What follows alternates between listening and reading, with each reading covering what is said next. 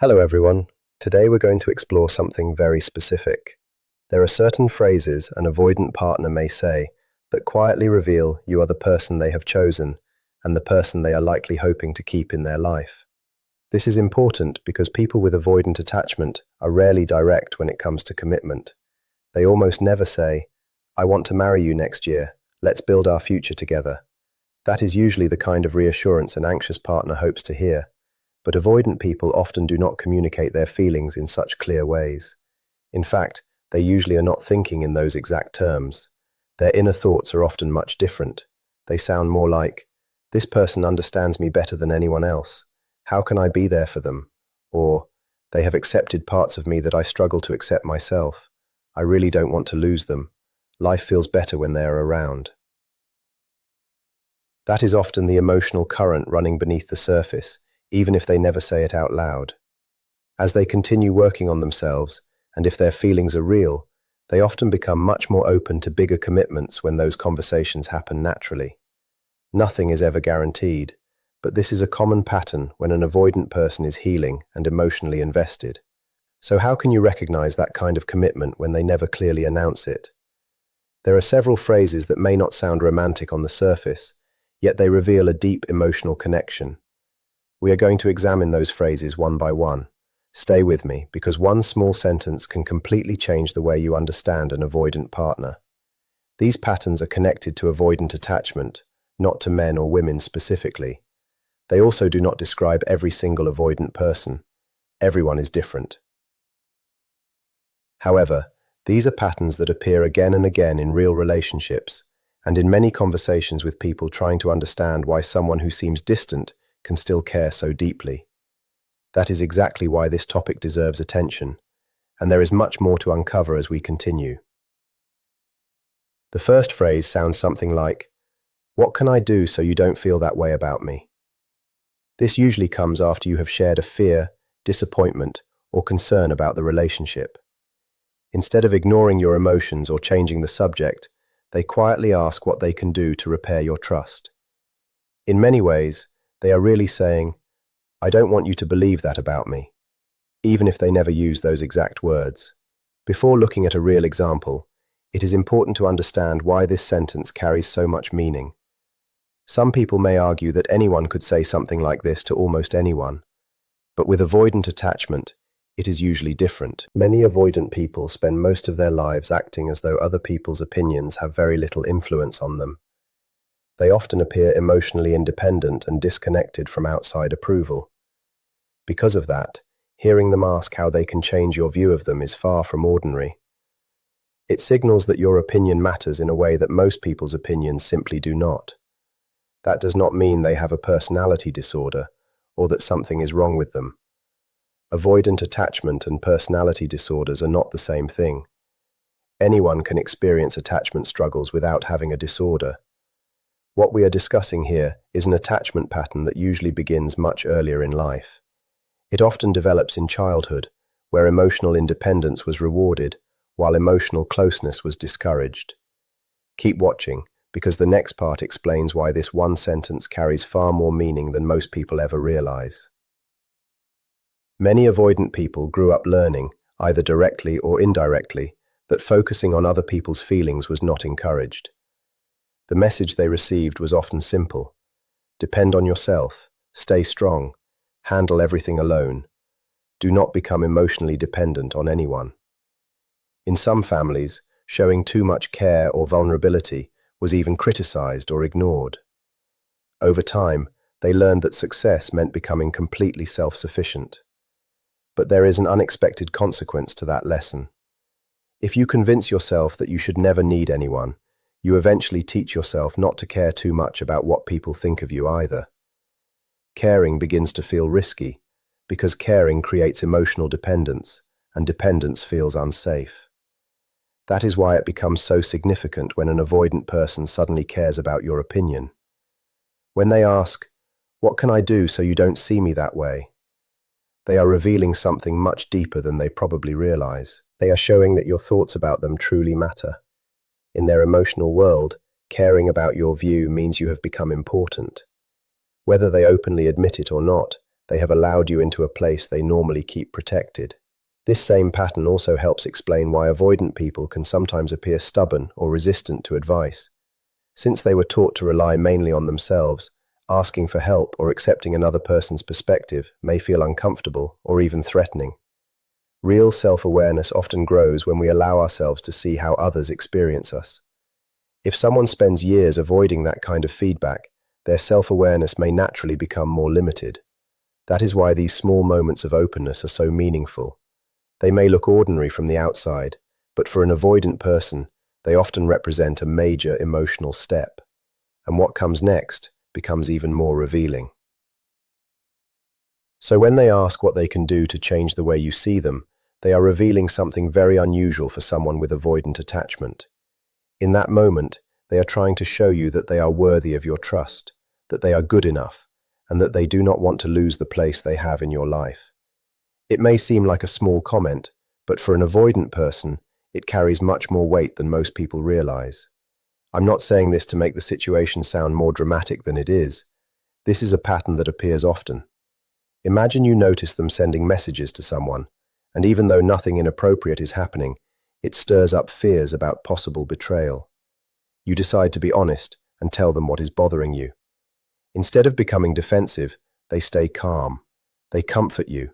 They thank you for telling them how you feel. They reassure you that nothing is going on. They may even say something like, "I'm not talking to anyone else, and I never will." Their words may sound simple or direct, but underneath them is a much deeper message. They are really saying, "You are the person I have chosen, and if that were not true, I would not still be here." Then imagine that, even after hearing those reassurances, you continue feeling uncertain because they have seemed emotionally distant lately. You ask again if something is wrong, or explain that the amount of time they spend on their phone still makes you uncomfortable. Instead of walking away from the conversation, they ask, "What can I do so you don't feel this way about me?" Stay with me, because this reaction is more important than it first appears. It often reveals emotions they rarely know how to express directly. Some avoidant people will even go much further than you expect. They may offer to hand you their phone without hesitation. They may suggest deleting social media accounts altogether, or insist over and over that they have done absolutely nothing wrong. From the outside, someone could look at that behavior and think it seems suspicious. They might wonder why anyone would go to such extremes unless they had something to hide. But in many situations, nothing dishonest is happening at all. The real issue is that the idea of you doubting their character feels deeply uncomfortable. They simply have very little experience handling that kind of emotional pressure. Because of that, their response can seem awkward or overly intense, not because they are being manipulative, but because they have not fully developed the emotional skills needed for moments like these. They might quickly say, "No, I would never do that. I'll delete Instagram right now. I don't even care about it." Or they may tell you to read every message on their phone because they genuinely believe that is the fastest way to remove your doubts. Many avoidant people honestly react this way because they desperately want you to believe them. They are trying to prove they are loyal, not because they enjoy defending themselves, but because losing your trust feels much bigger than they know how to explain. This is one reason these moments can quietly reveal that you are someone deeply important to them. Avoidant people usually do not spend this much emotional energy trying to repair the opinion of someone who means very little to them.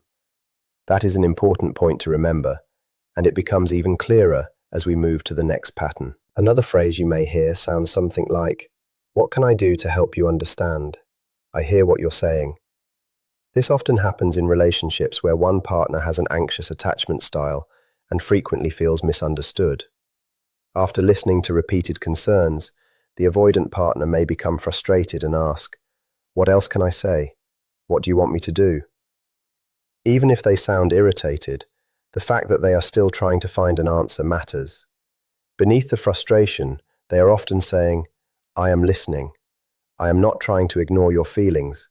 I just don't know how to respond in a way that helps." Sometimes their behavior may still come across as emotionally distant, and that can certainly be difficult. But the willingness to stay in the conversation instead of shutting it down completely is meaningful.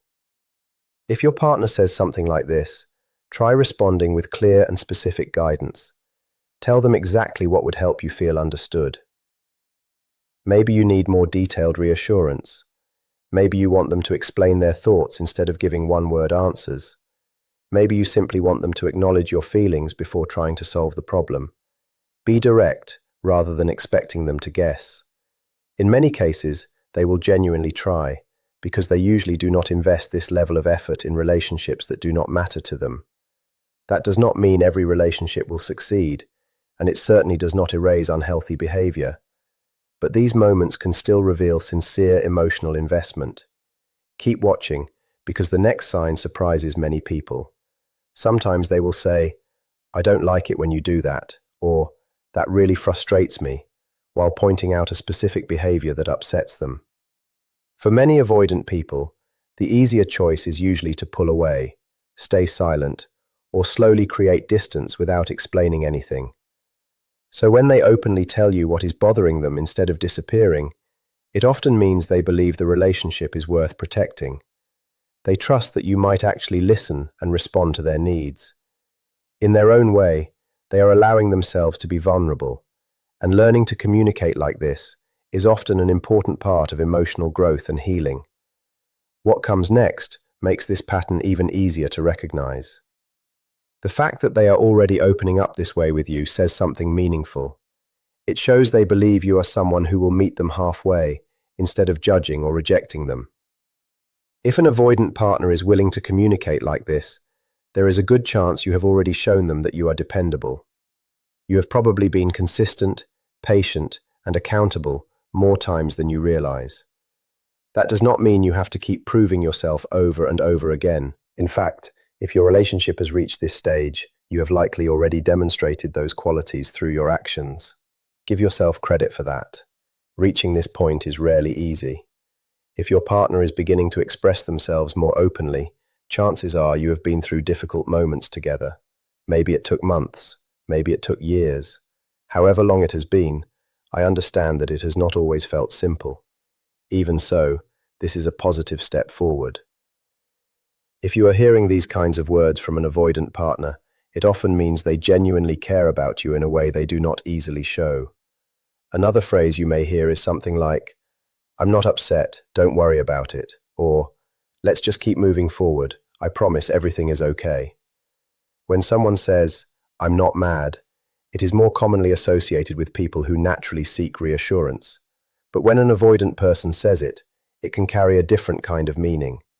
Even if they felt annoyed or frustrated for a moment, they are choosing to calm the situation instead of letting it grow into distance. In their own way, they are saying, "This isn't something I want to fight over. We're okay. Let's move through it together." Some even add, "Don't worry, we're good." That simple sentence can reveal much more than it seems. Stay with me, because this quiet reassurance often says more than a long emotional speech ever could. As avoidant people become more emotionally secure, phrases like "we're okay" or "we're on the same page" become much more common. They are letting you know they do not see the disagreement as a threat to the relationship. Instead of pulling away, they are choosing connection. They are telling you that this problem does not have to become something bigger. In many conversations between couples, this kind of reassurance appears after both people have had a chance to calm down. One partner worries the relationship has been damaged, while the avoidant partner quietly responds, "Don't worry, everything is fine. Let's move on together." When they genuinely mean those words, they usually feel emotionally settled. That is why it is important to listen carefully instead of assuming there is always hidden meaning behind every sentence. Avoidant attachment can certainly make relationships more complicated, but recognizing these moments of openness can bring a great deal of clarity. When you step back and look at all of these examples together, a clear pattern begins to appear. People with avoidant attachment rarely express commitment in direct or dramatic ways. They usually are not the type to sit you down and outline a detailed plan for the future or constantly remind you how much they love you. That style of communication often feels unfamiliar to them. It is not because their feelings are missing. It is because expressing those feelings openly can feel uncomfortable and unfamiliar. Many spent years believing that depending on someone else was risky. They learned to value independence above everything else, and to see vulnerability as something to avoid. Because of that, every small moment of emotional openness carries much more weight than it might for someone else. What may seem ordinary on the surface can actually represent years of personal growth happening right in front of you. Think back to the very first phrase we discussed. What can I do so you don't think that way about me? At first glance, it might sound defensive or uncertain, but underneath those words is something much deeper. It reflects a genuine fear of losing your respect and your trust. For someone who spent years convincing themselves they should never need anyone, admitting that your opinion matters is a quiet form of emotional surrender. Without saying it directly, they are showing that you have become important in their emotional world. That is not something they offer easily. Most of the time, they honestly do not spend much energy worrying about how strangers or casual acquaintances see them.